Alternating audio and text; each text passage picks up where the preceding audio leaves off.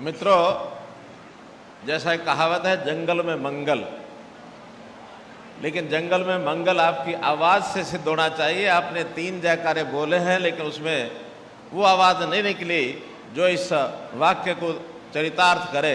एक बार जोर से भारत माता की। धन्यवाद। आज 73वां वन महोत्सव, इस अवसर पर मंच पर विराजमान मेरे साथी मंत्री, शिक्षा एवं वन मंत्री मान्यवर श्री कंवरपाल जी, खेलों की शान और अपने इसी क्षेत्र के हमारे विधायक बने हमारे खेल मंत्री मान्यवर श्री संदीप सिंह जी, देश की सबसे बड़ी पंचायत लोकसभा में इस क्षेत्र से हम लोगों ने जिनको चुनकर भेजा, ऐसे हमारे बहुत ही संघर्षशील हमारे सांसद श्री नायब सिंह सैनी जी, थानेसर से हमारे विधायक श्री सुभाष सुधा जी, वन एवं जीव विभाग के अतिरिक्त मुख्य सचिव श्री ए.के. सिंह जी, पीसीएसएफ श्री जगदीश चंद्र जी, श्री राजकुमार सैनी जी, श्री अशोक कुमार जी, उपस्थित सभी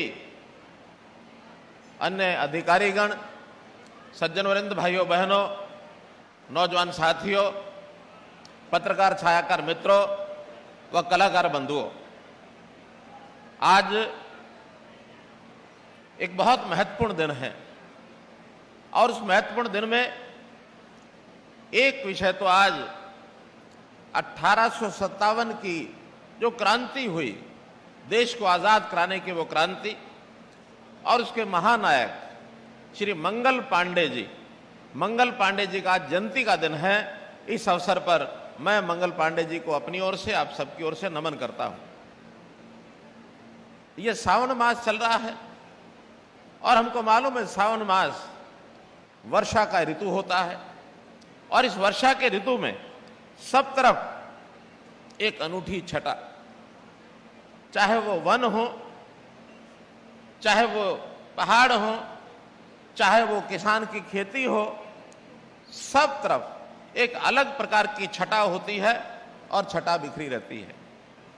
इस हरियाली से मैं कह सकता हूं कि वन तो हरा भरा दिखता ही है, ये मौसम ऐसा है कि हमारे मन भी हरे भरे होते हैं, बहुत ही उत्साह, बहुत ही उमंग उल्लास का ये वातावरण होता है, इसका आनंद ही निराला होता है। तो इस अवसर पर मनुष्य जो है पेड़ पौधों के साथ अपना जो संबंध बनाता है, उसके कारण से ही हम लोग हर वर्ष वन महोत्सव के रूप में इस दिन को मनाते हैं। और वन महोत्सव के इस अवसर पर आपको मैं बहुत बहुत बधाई और बहुत बहुत शुभकामना देता हूं। भाइयों बहनों, ये वन देखा जाए तो अपने आप में ही उत्सव है। जब हम जंगल में जाते हैं तो सब तरफ वन ही वन, जंगल ही जंगल होता है। तो जब कभी उत्सव के समय हम कहते हैं सब लोग इकट्ठे आके उत्सव मनाते हैं, तो जब किसी वन में हम चले जाते हैं तो वहां भी वृक्षों का ये उत्सव, ये अपने आप में एक अनोखी छटा जो बिखेरता है। तो इसलिए इस हरे भरे क्षेत्र को वन उत्सव के रूप में हम जो मनाते हैं, इसका एक इतिहास है। देश जब आजाद हुआ तो देश के जो पहले कृषि मंत्री थे, पहले कृषि मंत्री कन्हैयालाल माणिकलाल जी, 1950 में उन्होंने इस वन महोत्सव की शुरुआत की थी, और तब से लगातार हम ये वन महोत्सव मनाते आ रहे हैं। इसलिए आज ये 73वां वन उत्सव है, आजादी के 2 साल के बाद। आजाद हुए 75 साल हो गए हैं, लेकिन 73 सालों से हम लगातार देश में अपना ये जो वन महोत्सव मना रहे हैं, इसका अपना एक महत्व है। हम लोग इस इतिहास को दूसरे ढंग से भी जानना चाहिए। कहते हैं जब पृथ्वी के निर्माण के बाद सबसे पहले इस पृथ्वी पर कोई चीज अगर पैदा हुई होगी, वो वनस्पति हुई होगी, वो पेड़ उगे होंगे, वो वन बने होंगे। अर्थात इसका जो इतिहास है हमारे वनों का, पृथ्वी की जितनी आयु है लगभग उतनी ही आयु इन वनों की है। वन लगातार एक प्रकार से अपना अस्तित्व बनाए हुए हैं। तो इसलिए इस वन के कारण से हम जो है अपने जीवन को कई प्रकार से इसके साथ अपना संबंध जोड़ते हैं। हम ये भी जानते हैं कि वन जो है केवल पृथ्वी पर है, हालांकि ब्रह्मांड में और भी बहुत से ग्रह हैं। अभी तक ये कोई भी ऐसी खोज नहीं हुई है जिसके कारण से ये पता लग सके कि पृथ्वी के अलावा भी कई वन हैं। वन जब बने होंगे तो निश्चित रूप से वनों के साथ जीव जंतु मनुष्य, इसका भी एक जिसको कहना चाहिए निर्माण हुआ। और उस समय वन और ये बाकी सब जीव प्राणी, इनका स्थान अलग अलग नहीं रहा होगा, निश्चित रूप से एक ही रहा होगा। हम भी एक प्रकार से उस समय यानी मनुष्य के रूप में कोई अलग गांव बस्ती शहर के रूप में नहीं, बल्कि इन जंगलों में ही, क्योंकि जंगल ही एक हमारी निर्भरता जंगलों पर ही थी। जंगल से हम खाना खाते थे, जंगल ही हमें वायु देती है, जंगल ही हमें पानी देता है। तो जंगल और वन मनुष्य ये कोई बहुत अलग नहीं थे। हो सकता है किन्हीं कारणों से कालांतर में अपनी रक्षा सुरक्षा को लेकर के आदमी जो है जंगल से बाहर जाकर के बस्ती बनाने लग गया, क्योंकि वहां पर खूंखार जानवर भी थे। यह भी हो सकता है कि हम जिन पर निर्भर थे, फलों के ऊपर तो निर्भर थे हम, पेड़ पौधे हैं उनके जो फल मिलते थे, लेकिन कहीं ना खाने के लिए हो सकता है हमने जो जीव जंतु है उनके शरीर का उपयोग किया हो। और हो सकता है एक संघर्ष आया हो, जब संघर्ष आया हो तो जीव जंतुओं ने अपनी रक्षा के लिए मनुष्य पर भी हमला शुरू किया होगा। तब ये मनुष्य अलग बस्ती में जाकर के बैठे, जीव जंतु सारे ही वनों के अंदर रहे। तो एक प्रकार से ये जो हमारा संबंध जंगलों के साथ है ये आज का नहीं, बहुत पुराना है। हमारा भी ये घर होता था, लेकिन आज भले ही हमारा आपका घर नहीं है, लेकिन जीव जंतुओं का घर तो ये आज भी है। इसलिए हम जीव जंतुओं के प्रति भी अपनी जो सहानुभूति रखते हैं। वैसे ही वनों के बारे में, पेड़ के बारे में भी ये कहा गया है कि पेड़ में भी जीव होता है। मोदी जी ने कहा है कि वनों में भगवान का वास होता है। यानी भगवान का वास किस प्रकार से, प्रत्यक्ष भगवान का वास हम कह सकते हैं। मैं दूसरी प्रकार से भगवान का वास मानता हूं। भगवान के जब हिज्जे करते हैं शब्द के, भय से बनता भूमि, गै से बनता गगन, वै से बनता वायु, फिर ऐसे बनता अग्नि और न से बनता नीर। ये पंच तत्व हैं और ये पंच तत्वों को लेकर के शब्द भगवान बना है। और ये पंच तत्व सारे के सारे वनों में मिलते हैं। वन के अंदर धरती भी है, वन के अंदर गगन भी, अर्थात गगनचुंबी जो पेड़ होते हैं बहुत लंबे लंबे ऊंचे ऊंचे, वो गगन को भी छूते हैं। वन के अंदर वायु भी होती है, वन की लकड़ी की अग्नि, इसका भी उपयोग करते हैं। और वन नीर का भी एक प्रकार से सृजन का एक कारण बनते हैं। तो इसलिए निश्चित रूप से वनों में भगवान, वनों में परमात्मा, इसका वास होता है। पेड़ में जीव होता है। एक प्रसिद्ध वैज्ञानिक हुए हैं डॉक्टर जगदीश चंद्र बसु। जगदीश चंद्र बसु ने अपनी लेबोरेटरी में यह सिद्ध किया है कि पौधे में, पेड़ में भी जीव है। अब ये सिद्ध अब आके विज्ञान के द्वारा हुआ है, इसका मतलब ये नहीं है कि उससे पहले हमारी मान्यता नहीं थी। हमारी मान्यता तो पहले से थी कि वन में जीव होता, जंगल यानी पेड़ में जीव होता है। और इसी कारण से हमारी जो प्रकृति पूजा है उसमें हम पेड़ों को भी पूजा करते रहे हैं, जीव जंतुओं की भी पूजा करते रहे हैं। और ये जो पांच तत्व मैंने बताया, इन पांच तत्वों की हम पूजा करते रहे हैं। हमारी प्राचीन संस्कार और संस्कृति ये है कि जंगल में जीव होता है, यानी वन में, पौधे में जीव होता है।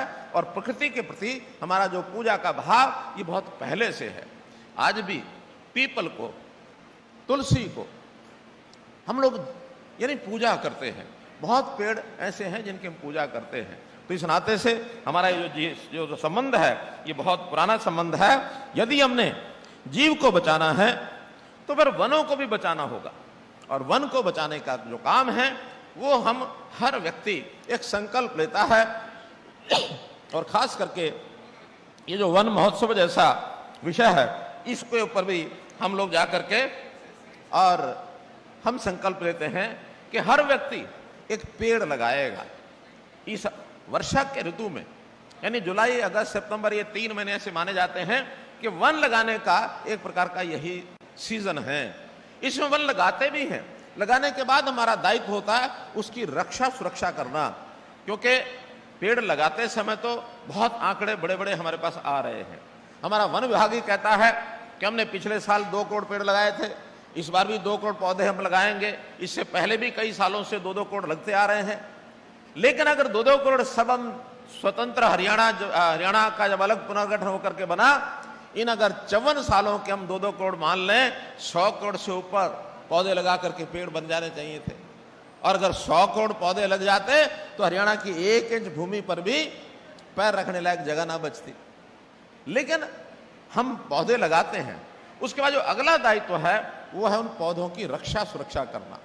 वो हम कई बार भूल जाते हैं, करते नहीं हैं, जल्दी से वो पौधे उजड़ जाते हैं। हमको ये संकल्प लेना होगा कि जो पौधा मैं लगाऊंगा उस पौधे की रक्षा सुरक्षा करना ये मेरी भी जिम्मेवारी है। जब तक वो पौधा बड़ा पेड़ ना बन जाए, उसकी जड़ें जमीन में नीचे तक ना चली जाए, तब तक उसकी सुरक्षा ये हमको करनी है।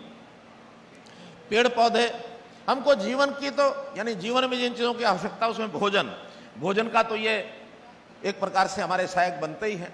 फलों के रूप में, जहां तक फसलों भी पौधों में से निकलनी है, वो फसलें भी हमको मिलती हैं खाने के लिए। साथ में ये जो वन है ये हमारे स्वास्थ्य का भी ध्यान रखते हैं। औषधीय पौधे जिसमें से हमको आयुर्वेद के नाते से औषधि मिलती है, उस औषधि का भी हमारा शरीर किसी कारण से अस्वस्थ होता है तो उसका उपयोग होता है। बहुत ऐसे पौधों के फलों के बीज होते हैं जिसका तेल निकाल करके उसका हम उपयोग करते हैं। इसलिए हर दृष्टि से ये हमारा जीवन रक्षक ये माना जाता है।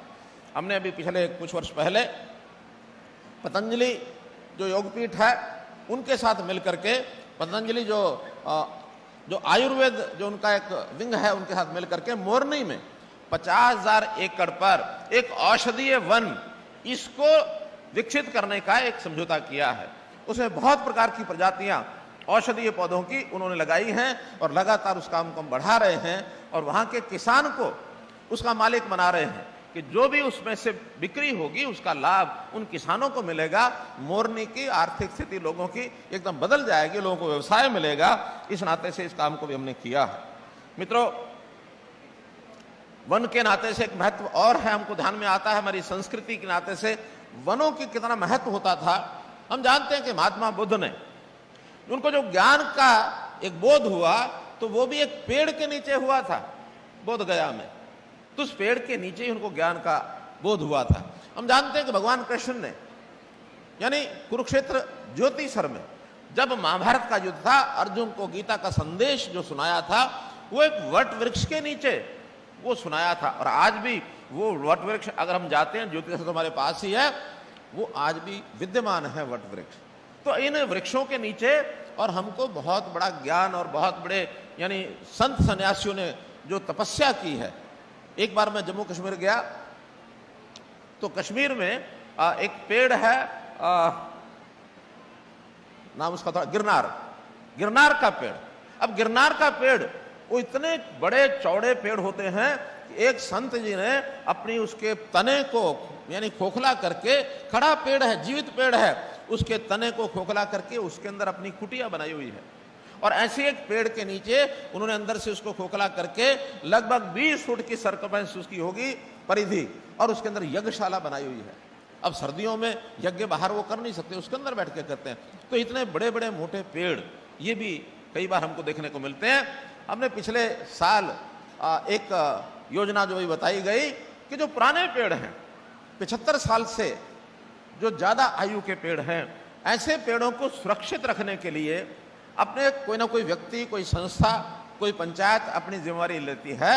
तो उसको हम हर साल प्राण देता वायु, ये जो हमारा पेड़ है, इस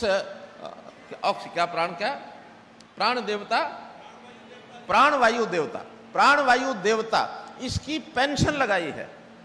प्राणवायु देवता की पेंशन हर साल 2500 रुपया उसके रख रखाव के लिए, और हम उस व्यक्ति को, पंचायत को या संस्था को देंगे। और मेरा आपसे निवेदन है, हरियाणा भर में जहां भी अपने सब बंधु मेरी बात को सुन रहे हैं, तो वो लोग अपने पुराने पेड़ों को वन विभाग की वेबसाइट के ऊपर दर्ज करें कि हमारा जो पेड़ है वो 75 वर्ष की आयु से बड़ा पेड़ है। और फिर FRI इंस्टीट्यूट है, फॉरेस्ट रिसर्च इंस्टीट्यूट देहरादून, वहां पर पेड़ की आयु कितनी है इसको नापने के लिए उनके पास विधि है। हम उनको बुला करके ऐसे सब पेड़ों की आयु उसको एक प्रकार से वेरीफाई कराएंगे और 2500 रुपया साल का उसके रख रखाव के लिए। कल को अगर संस्थाएं कहती है कि नहीं रख रखाव में ज्यादा खर्च आता है तो हम इसको बढ़ा भी सकते हैं। हम चाहते हैं कि जो निशानी हमारी देवता के रूप में है इसको हम करेंगे। पेड़ों के प्रति कितना स्नेह और कितना लोगों के मन में लगाव है। पेड़ की कटाई जगह जगह जो होती है विकास के काम के नाते करनी पड़ती है, तो बहुत जगह पर आंदोलन बड़े बड़े चलते हैं। उन आंदोलनों में यहां तक लोग जो पेड़ों के न काटने के लिए उनके तनों को जाके चिपक जाते हैं। चिपको आंदोलन हमने सुना होगा। चिपको आंदोलन में जब पेड़ कटते थे लोग खड़े होकर के और चिपक जाते थे कि पहले हमको काटो फिर पेड़ को काटो। तो पेड़ के प्रति श्रद्धा का भाव, हमने अभी अभी पेड़ के लगाव रखने वाले जो लोग हैं ऐसे सब लोगों के लिए एक पर्यावरण अवार्ड ये घोषित किया है, और जो सर्वश्रेष्ठ ऐसा व्यक्ति उस मिलेगा तो हमने दर्शनलाल जैन पर्यावरण पुरस्कार इस नाते से पुरस्कार पिछले वर्ष में घोषित किया, और उसमें एक व्यक्ति को पिछले साल में 5 लाख रुपए का हमने अनुमान भी दिया है। तो इसका विस्तार करेंगे कि जो संरक्षण का पर्यावरण करेगा, जो पर्यावरण का संरक्षण करेगा, पेड़ पौधों को सुरक्षित रखने में, नए पेड़ लगाने में अगर जीवन में कुछ विशेष करता है तो उनको उस अवार्ड से और जो है नवाजा जाएगा। तो भाइयों बहनों, ये लकड़ी का उपयोग, जैसा हमारी ये जो लघु नाटिका दिखाई है, बहुत सुंदर नाटिका है, उन्होंने एक संदेश दिया है। वो संदेश क्या दिया है कि लकड़ी का उपयोग जो समाज के लोग हैं बहुत प्रकार से करते हैं। तो मेरा ये कहना है कि उसमें उपयोग तो करना ठीक है, लेकिन उसको दोहन करें, उसका अत्याधिक उपयोग करके, और उसका एक प्रकार से उस पेड़ों को खत्म ऐसे ना कर दे कि वन ही खत्म होने को आ जाए। लकड़ी का उपयोग जो होता है वो जन्म से लेकर के मृत्यु तक व्यक्ति का होता है। जन्म में जो बालक पैदा होता है उसका पालना वो लकड़ी से बनता है, और जीवन भर लकड़ी का उपयोग करते करते जब व्यक्ति, अपने यहाँ हिंदू समाज में एक प्रथा जो है दाह संस्कार की है कि व्यक्ति जब चला जाए, उसके प्राण पखेरु उड़ जाए, तो उस व्यक्ति का दाह संस्कार उस लकड़ी से किया जाता है। तो जीवन पर्यंत हमको ये लकड़ी काम आती है। हमें इसका, दुनिया में हम लकड़ी के ऊपर निर्भर हैं, लकड़ी से अलग नहीं रह सकते। इसलिए मेरा कहना इतना ही है कि जंगल में ज्यादा लकड़ी हो, केवल जंगल तक नहीं, अपने घरों में भी हम ज्यादा पेड़ लगाने का जो संकल्प है, इसको हम तो यानी जो पशु पक्षी और जीव जंतु हैं, जीव जंतु भी पेड़ को बढ़ाने में बहुत बड़ा उपयोग होता है। पशु भी चारा चर के या कोई फल जब खाती है, फल खा करके उसके पेट में जाते हैं, तो जो फलों का बीज होता है, जंतु हैं, पशु हैं, पक्षी हैं, वो जो बीज है वो हजम नहीं होता है। बीज उनके जो है डिस्क्रिशन के माध्यम से बाहर निकलता है। जंगलों में जब फैलते हैं तो वो हजारों के पेड़ों की यानी वृद्धि उस बीज में से हो जाती है। तो वो तो प्राकृतिक प्रक्रिया है। हम लोगों को आगे बढ़ करके और इसके अंदर अपना जो है योगदान ये करना चाहिए। पेड़ों को लगाना भी है, पेड़ों को बचाना भी है, पेड़ों को बढ़ाना भी है। अभी प्रधानमंत्री जी ने अमृत महोत्सव, इसके ऊपर एक आह्वान किया था कि हम लोग गांव-गांव में जो तालाब है हमारे, उन तालाबों का संरक्षण करें और तालाबों के आसपास इर्द-गिर्द पेड़ लगाएं। हर जिले में 75 तालाब, इनका संरक्षण का उन्होंने आह्वान किया है। तो ये जो अमृत सरोवर नाम उनको दिया, ऐसे अमृत सरोवरों का हरियाणा में हमने काम करना शुरू कर दिया है। इस वर्ष में 2200 ऐसे तालाब चिन्हित किए गए हैं जिनको अमृत सरोवर के रूप में उनका विकास भी किया जाएगा और उनके इर्द गिर्द पेड़ पौधे लगा करके एक हरा वन ये वहां विकसित हो, उसका भी हमें लाभ मिलेगा। कोविड की बात बहुत आ गई है कि कोविड के समय ऑक्सीजन की जो कमी पड़ी, उस समय ध्यान में आया कि ऑक्सीजन बढ़ाने का तरीका वो पेड़ ही है।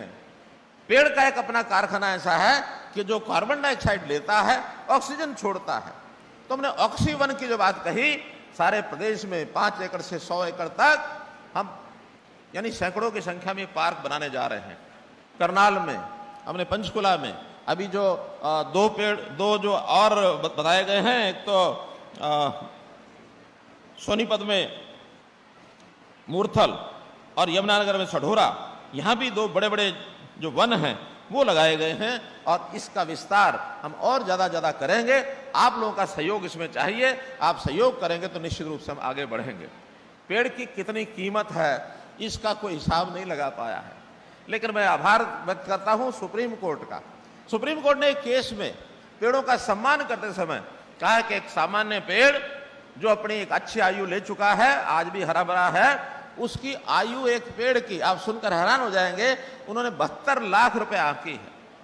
एक पेड़ की जो उसकी कीमत है, जो उसके बदले में, यानी कोई अगर किसी को पेड़ काटना हो तो सुप्रीम कोर्ट तो यहां तक कहता है कि पेड़ काटने मत दो, कि पेड़ जो है बेशकीमती है, अमूल्य है, मूल्य भी है। तो 72 लाख रुपया एक पेड़ की जो कीमत ये उन्होंने आंकी, तो कितना महत्व पेड़ को सुप्रीम कोर्ट ने दिया, मैं उनका आभार व्यक्त करता हूं।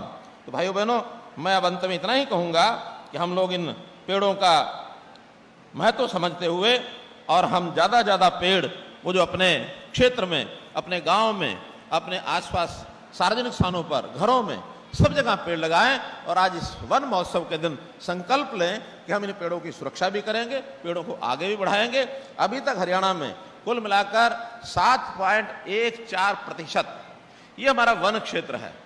वन क्षेत्र और वन आच्छादित क्षेत्र जो होते हैं, हमने तय किया हुआ है कि किसी भी स्टेट में, यानी जो मापदंड रखे गए हैं वन विभाग के द्वारा, कि किसी भी प्रदेश में ऑक्सीजन अच्छी मात्रा में तभी हो पाएगी जब वहाँ 20% जो उसका क्षेत्र है, उसका जो भौगोलिक क्षेत्र, उस पर पेड़ होने चाहिए। हम बहुत दूर हैं, जो कि मैदानी इलाके में रहते हैं, कृषि की उपज हमारे यहाँ होती है, हम ज़्यादा पेड़ नहीं लगा सकते। फिर भी एक योजना किसानों के लिए बनाई है कि जो बागवानी, यानी बागवानी करें या वन की उपज करें, तो वन की उपज करने के लिए खेत अगर किसान कोई बुआई करता है तो 1 एकड़ में, क्योंकि वन लगाने के बाद 5 साल 6 साल कोई आमदन नहीं होती बागवानी का भी, तो हमने 10,000 रुपया पर एकड़ प्रति वर्ष जो सामान्य फसल की बुआई ना करके पेड़ लगाता है, पेड़ों की खेती करता है, तो उसको 10,000 रुपया वार्षिक 3 साल तक हम देंगे। चौथे 5वें साल में थोड़ी आमदन पेड़ों से हो जाती है, इसलिए प्रारंभिक 3 साल तक 10,000 रुपया एकड़ ये सरकार देगी। ऐसी हमने ये योजना बनाई है। मित्रों, पर्यावरण को बचाना है तो पेड़ तो बचाने ही हैं, पेड़ के साथ पानी बचाना, जिसकी बहुत चर्चा यहाँ हुई है। इसी प्रकार जलवायु के नाते से हम उसको, पर्यावरण को सुरक्षित करने के लिए जो पोल्यूशन है उसको कम करना है, ये भी बहुत विषय आया है। जमीन के अंदर पानी को रिचार्ज कैसे करें, इसकी तरह की योजनाएं हमने बनाई हैं।